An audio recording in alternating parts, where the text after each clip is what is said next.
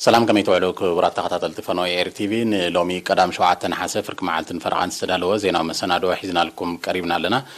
كتكاتاتو لنا بخبر زعدم بيتروس منكسي بغندنا تبتاتو دمان فيلم كوليج سنة فلتات ماي نفحي لومي كل تميتن حموشتن تمهارو بديكرن ديبلومانا مريغم أبزوا ماكل تساتفون تودادارنتن دكان استياب تمرت تنايدو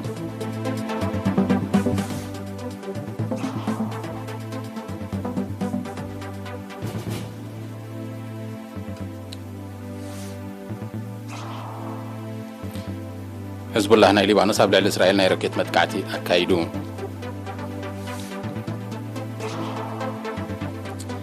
أب أفغانستان قجل طالبان ما كل زبان نيمروز نزخونة كتما زارانج تقاطعتيرو أب قريخ تخست زل بارع مرون مكوصار زكاية سعري زاقيت تايتعوثن كوليشنا فلتات ماي نفحي لو مشوعة حسن قطعتات مكلخال لبدا كوفيد 19 بزحلو أقباب بزقورو مبل 14 سنة سرعات كل تميتن سلستن بديجرن كل بديبلومان بتغلالا كل تميتن حموشتن تمهارو عمريغون تمرقتي 30 شعتن بسنة هيوت 30 حدن بسنة قمم 15 سنة مدري 30 حدن بسنة فلتات لايبريرن حبريتان 20 حدن بسنة فلتات سندان مزاقبن 20 سلستن بحساب 10 سلسته بفيزيكس 30 دما بستاتستيكس بديجري كومون كلتا بمحدرها بتاعسا بديبلوما تمرتم زازوميوم دين كوليج سنة فلتات ماي نفحي بروفيسور جبرياس قودما بزوس معقال بسنكي سقات اللي بدا كورونا فيروس بسرعة كالندر كلتاشن 10 شعاتن كلتاشن 20 من مزبالا قاتي مكوان تنبرة تمهارون ممهرانن زقبروا حيال صعري مستي بهاجراو انستيتيوت العلوى تكالات تمرتن مرمرن ستوهاب ممرحي تدميرو تمهارو اب اوانو كمرغو خمز باقعو بمحبار يوهانو قريسون من رغات نايز كوليج اب ممعبال صلاتات تمرتي اندستري ساعاتن تفتراو هابت هاجرن اب مدهساس كومون انتلاي اب كالوت صلاتات منتي كنطفون كبركتون درجوز حلو اقول كل حساباون تكباراون تمرتي كقسمو قصال صعرتات كم زكايد زحبر بروفيسور جبراي كمرايا نايزي لو معمت استات اسرا ممهران ناي سالساي ديغري تمرتم نخقطلو اب مسرح كم زلو موداد معبول بيتفتنن مللاي اب حبرتسب قلت فتح زد اليوم صقماتن جلكابتم مدبات كم زخونو بزرزر ارديون أب مزازم نايت سنة سرعات كاب نفس وكف عودة مرتين لعل نتبي زمزقو تمهارو ميدالية تشليمم كوليج سنة فلتات ماي نفحي كاب كلتاشن شمونتن كساب كلتاشن عسران بتقل الله 3 كلتا 250 3 تمهارو عمر يغلو أب زوا ما كل تساتفو دكان استيا بمعدة مرتي 500 ميتايت مقانيم أهزاو تبصبات زحبرو أب توادارنتم زمسجناين تماليان شدشتن حاسس تخايده جمجم جنفر مينستر تمرتي نزيو دقيمو عرقاقيتو وكيليرينا نازريت بين زدالوتو زينو تبصاب فرطنا عندهم كتقربها أبزوا مأكل تساتفون توادارنتن دك أنستيو أبكل درجات التمرتي زناد مخانو جنفر مينستر تمرتي بشدشن حسب زكايدو جمجم عمت التمرتي لتشن 10 شعتن كلتشن 20 تقليتهم أبتا أب أدراش بيت تمرت أبرها بحث استخايدة حلفت تمرتي أمنو زوباتات استساتفو أخبا حلفت أنفر منيستر تمرت زوبا مأكل ممهر بلايها بتقابر بسنك سقعت لبدا كورونا فيروس أم مسرح ممهارن مستمهارن استفترة بدهوتاتن زتوس دعوتو بسقمتاتن دحر مبراه نتقبار زوطو قطعتات بلعل نقحات لأستسرحة بمتقناوط الوا كم التسقر حبيروم تمهار 11 خفلي سترفوم تمرتن خزازمو بزوط أمامرحي كورحي حاملة 20 أب كلتميتن 63 كفلتات أب حدا كفلي 10 تمهارو بممداب كم التمهارو نعسر تخلت خفلة تمرتهم نمقصالن هاقراو قبو من انفتامن دما أول حمسكرم نابسوا 5 ورودون أبريهم بزي كازي كاب قداماي كساب 10 كفل زمهارو تمهارو كورح ميازي كساور حسن 20 حدن سروع تمرتهم كم اتخاطاتولون نابز قصل درجة 5 حلفون ممهر بلاي بتوسخ أرديوم حلفت تمرتي أمنو الصوباتات أبزغربو صبصابات تساتفو دك أنستيو نابلع الفرق دايبو خمزلو توادادارنتن ونزن أدمخانو بمتقاس أبكال أي درجة زرق مقراء سمرتي حترات ممهرانن واحد ممهار كفلتاتن فتح كنا دايلو حديثوم أما محدار زوبا مأكل وانا دايركتر كفل محبرا وعقل قلوت كولونيل جبرهنس والدق يرقي سابزو سموع مزازم قال ውጽኢት መስርሕ መምሃርን ምስትምሃርን ንምድንፋዕ ኣብ ሓያል ጎን ጥራይ ዘይኮነ ኣብቲ ድኹም ጎን እውን ብዕቱብ ምስራሕ ከም ዘድሊ ብምዝኽኻር ተምሃሮ ብልዑል ተገዳስነት ንዝበረኸ ውጽኢት ንኽሰርሑ መምህራን ተርኦም ክዕዝዙ ተላብዮም ኣብ ዞባ ማእከል ኣብ ዓመተ ትምህርቲ 2019-2020 መጠን ምሕላፍ ኣብ መባእታ 95 ሚእታዊት ኣብ ማእከላይ ደረጃ 90 ሚእታዊት ኣብ ካልኣይ ደረጃ ድማ 85 ሚእታዊት ከም ዝኾነ ሰነዳት ጨንፈር የነጽር ሓረስቶት ንዞባ ኣቁርደት ብሚኒስትሪ ሕርሻ ዝወሃቡ እቶትን እቶታውነትን ዘኻዕብቱ ሜላታት ማሕረስ ክኽተሉ ብዘለዎም ትሕዝቶ ድማ ምስ ወቕቲ ክቀዳድሙን ቀልጢፎም ዝበፅሑ ዘራእቲ ክጥቀሙን ጻውዒት ቀሪቡ ወኪል ኤሪና ሓጅ ሜጀር ንዘዳለዎ ዜናዊ ጸጻብ ኣዲብ ዓብዱ ከቕርቦ እዩ ሓረስቶት ብሚኒስትሪ ሕርሻ ዝወሃቡ እቶትን እቶታውነትን ንምኽዕባት ዝሕግዙ ሜላታት ተኸቲሎም ንጥፈታቶም ከሰላስሉ ሓላፍ ቤት ጽሕፈት ሕርሻ ኣብ ዞባ ኣቁርደት ተሓሳሲቡ አቶ ቴድሮስ ገብረ ማርያም ነኤሪና ብዝሃቦ ሓበሬታ ኣብቲ ንኡዞባ ዝነጥፉ ሰብ ሞያ ሕርሻ እቶት ዝኻዕብቱ ሜላታት ናብ ሓረስቶት ንምስራጽ ቀጻሊ ጻዕሪ ከም ዘካየዱ ብምጥቃስ ከም ውጽኢቱ ኣብ 15 ምሕደራት ከባቢ ልዕሊ 2800 ሄክታር መሬት ሕርሻ ከም ተደላደለን ኣብ ውሱናት ምሕደራት ከባቢ ነቕሊ ከም ተኻየደን ገሊጹ ካብ ወርሒ 2 ክሳብ ወርሒ 5 ኣብ ዘሎ ግዜያት ኣብ ዘለዋና 15 ምሕደር ከባቢታት ንጥፈታት ምዕቃብን ሓምል ማይን أبغرات حرستوت بفلا أبغرات حرستوت أكيد لنا كموسيقى دما كابز حزنايو 3.5 هكتار صفحات مريت كرتشن شمونت متسان حمشتل هكتار صفحات مريت بمفواس 8% نتفت أكيدنا لنا مالتي بخلا درجة أفتنا مدلوات مريت ذكرنا نتفت نتتتاو نقلي أبغرات حرستوتيو أبزي هبرتسمنا كم تفلت بزوح نهينك يا جباب زوترا يكونن كوينوجن بزجبرنا عتوب جوسكواساتن حبرتنا حرستوت من زمان أبكرت من محدار كابيتات لعل شديش تبي تساعتات أبغرات نقلي كم سكيت أجرنا لنا مالتيو أنا لهم عمد كرامات أب 10 محدرات كوابيب تغلال 6 هكتار كحرس مدب كم زلو زحبره أتو تيدروس أمنو زبا غردس تمدب 10 أي منقس تراكترات مس مدنوغاي زنابن صفحات زحرس مريتن زمت أتناس لزي كونا حرستو تراكترات كي تتصبيو بزلوم تحستوم سوقتي كقدادمون كالتيفهم زبصحو زراتي كتقومون تصويعوم زناب كاب بهود متن كان بفارق وهربعت جميل محرس كا بياتاوين بماشينري استدقفه كما فارق ورا شوعته جمرنا مالتي ابزن زوبانا 6500 صفحات هكتار زحرس مريت لنا مالتي كرمت حرشا حرز زخل مريت لنا مالتي كابزي الان زمن 6000 هكتار مريت ابزن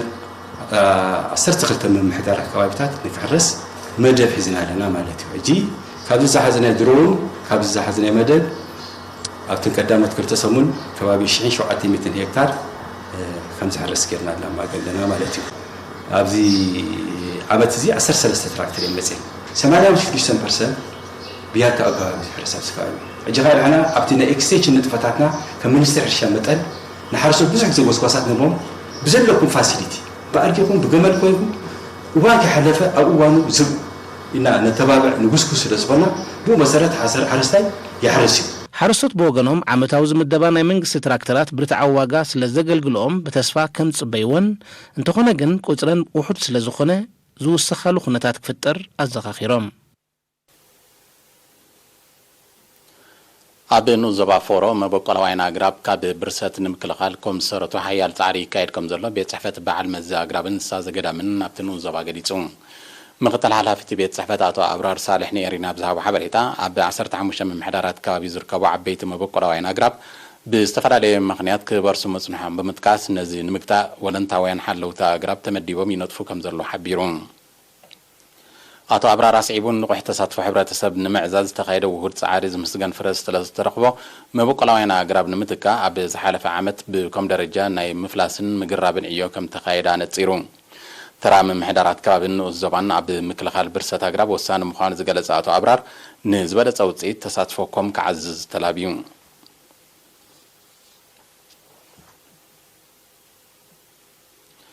ኣብ ኑዘባ ድባርዋ ዓመት መጸዝ ትከላ ግራብ ኣድላይ ክንክንን ሓለዋን ምዝረክብ ኣብ ሓምላይ ወፍሪ እቲ ዝድልዕ ዕላማ ክውቃዕ ከም ዝከኣል ተገሊጹ ወኪል ኤሪና ዘርአይ ብርሃንን ዘዳለዎ ትሕዝቶ ዮናስ አብርሃም ኣብ ኑዘባ ድባርዋ በብእዋኑ ዝትከላ ግራብ ጸዲቑ ናብቲ ዝደለ ደረጃ ክበጽሕ ምእንቲ ቀጻሊ ክንክንን ሓለዋን ክግበረሉ ተሳተፍቲ ወፍሪ ተምሃሮን ልምዓትን ሞያውያን ሕርሻን ሓቲቶም ካብ 7 ሐምለ ጀሚሮም ኣብ ገዛ ላምዛ ኣብ ዝርከብ ሕሩም ሕዛቲ ማዕከኖ ኣብ ምዕቃብ ማይን ሓመድን ምግራብን ዝነጥፉ ዘለው ተምሃሮ ካልኣይ ደረጃ ድባርዋ ከምውን ኣለይቶምን ሰብ ሞያ ሕርሻን ኣብ ዝሃቦ ርእይቶ ዓመት መጸዝ ትከላ ግራብ ኣድላይ ክንክንን ሓለዋን ምስ ዝግበረሉ እቲ ዝድለ ዕላማ ክውቃዕ ከም ዝከኣል ገሊጾም ኣብ ቤት ጽሕፈት ሕርሻ ኑዘባ ድባርዋ ክኢላ ልምዓት ቦቕልን ኣዋሃዲ ወፍሪ ተምሃሮን ልምዓትን ኣቶ ሃብተ ኣብስዮም ኣብቲ ወፍሪ 310 ተምሃሮ 5 ኣለይቲ መምህራን 5 ሰብ ሞያ ሕርሻን 2 ኣጋር ሓካይምን ይሳተፉ ከም ዘለው ብምጥቃስ ዛጊት 4300 ንመትከሊ ገረብ ዝኸውን ጎዳጉዲ 520 ሜትር ኪዩብ ከትሪ ብእምኒ ከምውን 7.5 ኪሎ ሜትር ቅነታዊ ዘላ ከም ተሰርሐ ሓቢሮም ብዘይካዚ ብሓመድ ተዓቢሱ ጸንሐ ቢንቶታት ከም ተጸገኑን ኣብ ማእከል ጥዕና ድባርዋ 750 ፈልስታት ከም ዝተተኽሉን ኣቶ ሃብታ ብተወሳኺ ኣፍሊጦም እዚን ሰሪሕናያን ዘለና ሓለዋይ ክግበር ኣለና ምክንያቱ ዝሰርሕና እንድሕር ብከብቲ ዝብላዕ ኮይኑ ፈርስ ኮይኑ እንድሕር ዝብላዕ ኮይኑ ጽቡቕ ስለ ዘይኮነ እቲ ዓዲ ከምናቱ እጃም ገይሩ ተረዲኡ ፈሊጡ ሓለዋይ ገይሩ ብግቡእ ክሕሎ ኣለዎ ብዕቱብነት ከኣቲ መንግስቲ ክሪኦ ኣለዎ ነቲ ዓዲ ሓለዋይ ክገብረሉ ከም ዘለዎ ክካተሎ ከም ዘለዎ ክገብር ኣለዎ ንነዊሕ ዓመታት ብወፋሮ ክረምታዊ ማእቶትን ህዝብን ሓያል ንጥፈታት ምዕቃብ ማይን ሓመድን ምግራብን ዝተኻየደሉ ብእምባ መኮነን ዝፍለጥ ሕሩም ሕዛቲ ስለ ዝተሰዓረ ኣብኡ ዝተሰርሐ ዛላታትን ከትርታትን ብጥሪት ይዓኑ ዝተተኽለ ኣግራብ እውን ይበርስ ከም ዘሎ ጠቂሱ ድማ እዚ ሕጂ ኣብ ሕሩም ሕዛቲ ማዕከኖ ሰላሰል ዘሎ እዮ ተመሳሳሊ ዕጫ ከየጋጥሞ ዝምልከቶ ኣካል ናይ ሓለዋ ውሕስነት ክገብረሉ ተላቢዮም ተምሃሮን መምህራንን ብወገኖም ነፍሲ ወከፍ ዝተተኽለት ገረብ ክንክንን ሓለዋን ምስ ትረክብ ሸቶ ሓምላይ ወፍሪ ኣብ ሓፂር እዋን ክዕወት ከም ዝኽእል ብምግላጽ ምምሕዳር ኑዘባን መሓውራቱን ልዑል ኣቓልቦ ሂቦም ክሰርሕሉ ተማሕጺኖም ኣብ ዝተፈላለዩ ገምጋማት ክካየድ ከሎ ብሚልዮናት ፍልስታት ቢሉስ ብሚልዮናት ተተኺሉ ይበሃል ክንሪኦ ከለና መወዳእታ ግን ወላ ሓንቲ ኣነ ብዙሕ ብክነት ኮይኑ ዝረአየኒ ስለዚ ኣብዚ ሚኒስትሪ ሕርሻ ይኹን ካልኦት መሻርክቲ ነዚ ምክትታል ክገብሩሎም ዕቱብ ምክትታል ክግበረሉ ክኽእል ኣለዎ ዛላ ከትሪ ጉድጓድ ሕጂ ድማ ጉድጓድ ወዲና ያልና ተክል ጥራይ ተሪፍና ኣሎ ተኺልና እንድሕር ፋይዳ ዘይብሉስ ክብል ኣለዎ ማይ ክሰቲ ክኽእል ኣለዎ ኩሉ ነገር ግበረሉ ኣለዎ ህዝቢ እንዳሕርሻ ገለ ክንክን ክህልዎ ክኽእል ኣለዎ ሰራሕተኛታት ማእከላይ ቤት ጽሕፈት ኩባንያ ህንጻ ሰገንን ኣባላት ጋንታ ኩዕሶ እግሪ ናይቲ ኩባንያን ብ5 ነሓሰ 66 ከረጢት ደም ለጊሶም ለገስቲ ኣብ ዝሃቦ ርእይቶ ትሕዝቶ ባንኪ ደም ክስስን ዝኽእል ብቐንዱ ብወለንታዊ ልግሲ ከም ዝኾነ ብምግንዛብ ነቲ ተበግሶ ከም ዝወሰዱ ብምጥቃስ ብሰፊሑ ክስራሓሉ ተላብዮም እዚ ከምዚ ኢሉ እንከሎ ብ30 ሓምለን 2 ነሓሰን እውን ኣባላት ኩባንያ ህንጻ ሳዋ ብዝወሰድዎ ተመሳሳሊ ተበግሶ 122 ከረጢት ደም ከም ዝለገሱ ካብ ሃገራዊ ኣገልግሎት ባንኪ ደም ዝተረኽበ ሓበሬታ ኣፍሊጡ እቲ ናይ ልግሲ ደም መደብ ኣብ ወቅቲ ክራማት ኣብ ሃገራዊ ባንኪ ደም ሕፅረት ቀረብ ከየጋጥም ኣስተዋጽኦ ከም ዘለዎ እቲ ሓበሬታ ብተወሳኺ ኣነጺሩ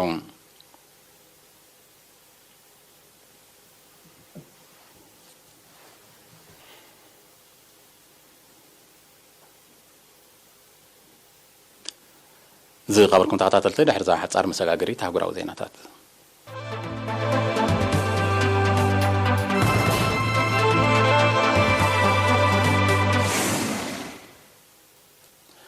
ዕጡቕ ሓይሊ ህዝቡላህ ናይ ሊባኖስ ብ6 ነሓሰ ኣብ ልዕሊ እስራኤል ናይ ሮኬት መጥቃዕቲ ከም ዘካየደ ተቓሊሑ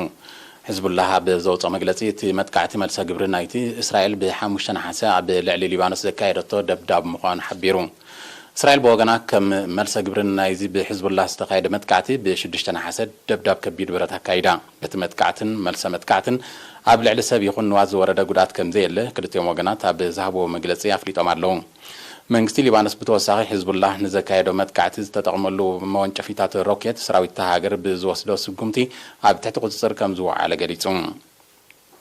ዶባት እስራኤልን ሊባኖስን ድሕርቲ ኣብ 2006 ኣብ መንጎ ዕጡቕ ሓይሊ ህዝቡላህን እስራኤልን ዝተኻየደ ኩናት ብተዛማዲ ሰላም ዝሰፈነ ኮይኑ ምጽንሑ ዝግለጽ እዚ ከምዚ ኢሉ እንከሎ ትማሊ 6 ናሓሰ ኣብ ምዕራባዊ ገማግም ኣብ መንጎ ፍልስጤማውያን ሰልፈኛታትን ኣባላት ጸጥታ እስራኤልን ግጭት ተወሊዑ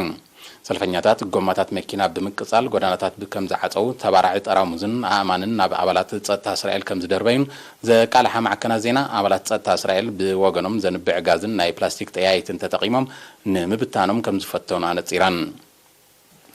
እቲ ግጭት ሓደ ፍልስጤማዊ መንእሰይ ብሓይልታት ጸጥታ እስራኤል ብዝተተኮሰ ጥይት ድሕሪ ምቕታሉ እዩ ተወሊዑ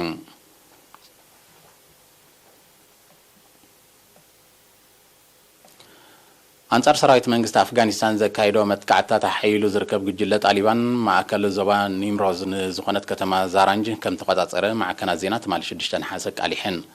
እዚ ጣሊባን ምስ ኢራን ኣብ ዘዳው ከባቢታት ዘመዝገበ ወታደራዊ ገስጋስ ቅድሚ 20 ዓመታት ብወራር ኣሜሪካ ካብ ስልጣን ድሕሪ ምእላዩ ካብ ዝተጓናጸፉ ዓበይቲ ዓወታት ሓደ ምዃኑ ዝሕበር ዘሎ ጣሊባን ሓያሎ ኣብ ርሑቕ ከባቢታት አፍጋኒስታን ዝርከባ ዞባታትን ምስ ጎረባብታ ሃገራት ዘራኽብ ስትራቴጂያዊ መስመራትን ምቁጽጻሩ ዝጠቐሱ ጸብጻባት ኣብ ምዕራብ ዞባ ሄራት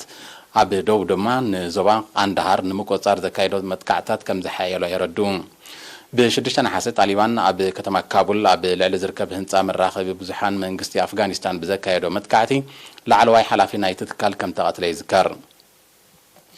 ንላዕለዎት ሰብ መዚ አፍጋኒስታን ዕላማ ዝገበረ መጥቃዕቲ ከም ዘካይድ ከጠንቅቕ ዝቐነየ ጣሊባን ኣብ ዝሓለፈ ሳልስቲ ንሚኒስተር ምክልኻል አፍጋኒስታን ዕላማ ዝገበረ መጥቃዕቲ ኣብ ልዕሊ ህንጻ ሚኒስትሪ ምክልኻል ከም ዘካየደ ይፍለጥ ጸጥታውን ወተሃደራውን ኩነታት አፍጋኒስታን ልዕሊ ዝኾነ እዋን ብኢሱ ከም ዘሎ ናይ ቀረባ ተዓዘብቲ ይጠቕሱ ኣብ ግሪክ ንሰሙን መመላታ ቀጺሉ ዘሎ ባርዕ መሮር ኣብ ትሕቲ ቁጽጽር ንምውዓል ዝካየድ ጻዕሪ ዛጊት ክዕወት ከም ዘይከኣለ ተቓሊሑ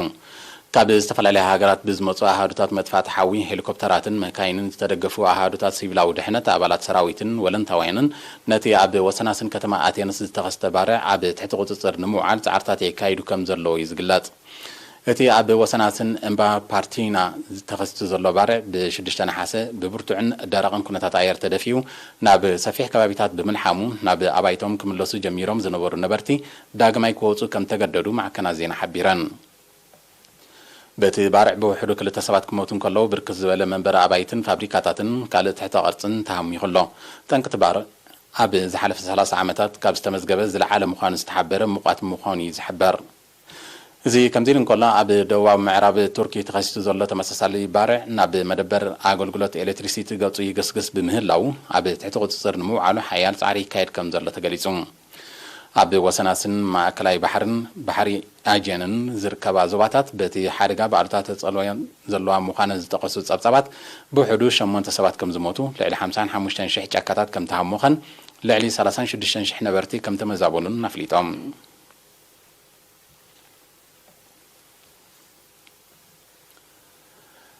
መንግስቲ ፊሊፒንስ ለበዳ ኮሮና ቫይረስ ንምግታእ ነበርቲ ርእሰ ከተማ ማኒላን ከባቢኣን ኣብ ኣባይቶም ክሕየቡት ማሊ 6 ናሓሰ ትእዛዝ ኣመሓላሊፉ ብመሰረት ሓድሽ ትእዛዝ ልዕሊ 24 ሚልዮን ነበርቲ ንዘይተርፍ ጉዳያት እንተዘይኮይኑ ካብ ኣባይቶም ክወፁ ከም ዘይፍቀደሎም ተፈሊጡ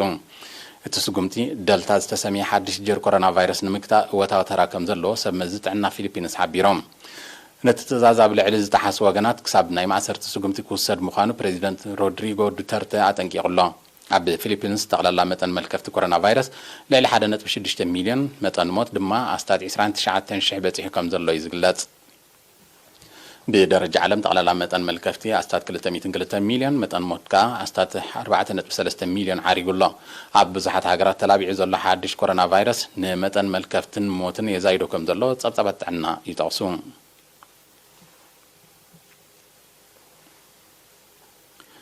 ሓያሎ ኣብያተ ምኽሪ ንግዲ ኣሜሪካ ምምሕዳር ፕሬዚደንት ጆ ባይደን ምስ ቻይና ንግዳዊ ዝርብ ክጅምር ምጽዋዕን ተቓሊሑ እተን ውድባት ኣብ ልዕሊ እታው ንብረት ቻይና ተወሲኑ ዘሎ ቀረጽ ክለዓል ኣብቲ ብጽሑፍ ዘመሓላለፎ መልእኽቲ ኣተሓሳሲበን ኣብ መንጎ ኣሜሪካን ቻይናን ተፈጢሮ ዘሎ ንግዳዊ ዘይምቅዳው ብፍላይ ንኣሜሪካውያን ሓረስቶት ብኸቢድ ከም ዝጸለዎም ተን ውድባት ሓቢረን ኣሜሪካን ቻይናን ንግዳዊ ፍልልያትን ንምጽባብ ኣብ 2020 ናይ ላዕለዎት ሰብ ዝርከብ ኣካይደን ምንባረን እንተኾነ ግና ዝጥቀስ ውፅኢት ከም ዘይተረኽቦ ጸብጻባት ይገልጹ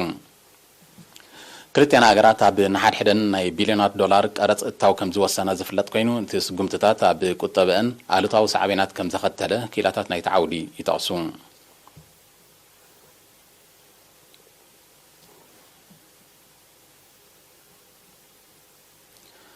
ኣብ ጫድ ብዝተኻየደ ናይ ዲብያ መጥቃዕቲ 26 ወታደራት መንግስቲ ከም ተቐትሉ ማዕከና ዜና ንሰመዝ ጸጥታ ሃገር ብምጥቃስ ኣቃሊሐን በቲ ምስ ኒጀር ናይጄሪያን ካሜሩንን ኣብ ዘዳው ከባቢታት ቀላይ ጫድ ዝተፈጸመ መጥቃዕቲ ብርክ ዝበሉ ከም ዝቐሰሉ ተሓበሬታ ብተወሳኺ ኣፍሊጡ ዛጊት ናይቲ መጥቃዕቲ ሓላፍነት ዝወሰደ ኣካል እኳ እንተዘየለ ብሽብራዊ ጉጅለ ቦኮ ሓራም ከም ተፈጸመ እዮም ሰመዝ መንግስቲ ጫድ ዝገልጹ ዘለዉ እቲ መንግስቲ ኣብቲ ከባቢ ኣንጻር ሽበራውያን ዘካየዶ ስርሒታት ንምሕያል ተወሳኺ ሰራዊት ልኢኹ ከም ዘሎ ሓቢሩ ኣብ ወርሒ መጋቢት 2020 ኣብ ጫድ ብዝተኻየደ ሽበራዊ መጥቃዕቲ ልዕሊ 100 ኣባላት ሰራዊት ሃገር ከም ተቐትሉ ናይ ሽዑ ጸብጻባት የነጽሩ